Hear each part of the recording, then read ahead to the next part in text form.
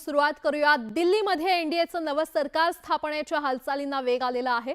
NDA सरकारमध्ये घटक पक्षांमधील खासदारांची मंत्रिमंडळात वर्णी लागणार आहे। शिवसेनेचे कोणते खासदार केंद्रात मंत्री होणार आणि राष्ट्रवादी काँग्रेसकडून कुणाला संधी मिळणार याकडे आता राज्याचं लक्ष लागलेलं आहे।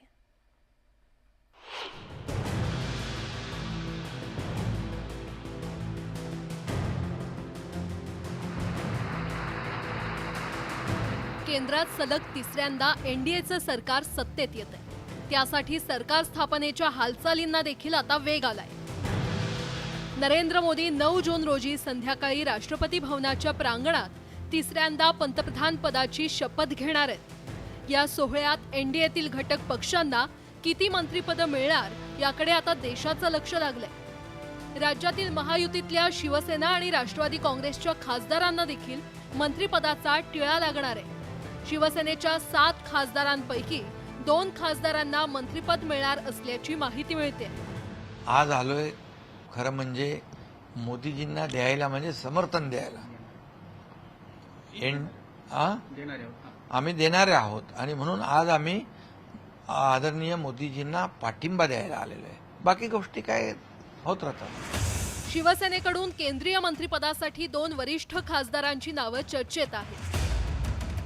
मावळचे खासदार श्रीरंग बारणे यांचं नाव आघाडीवर आहे।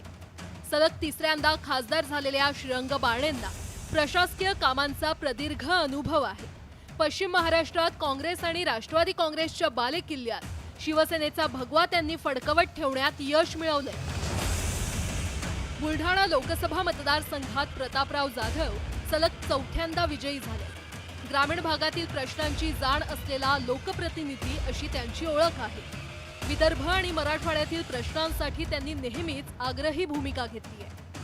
शहरी पक्ष असा शिक्का असलेल्या शिवसेनेला ग्रामीण भागात जाधव यांनी बळकटी दिली।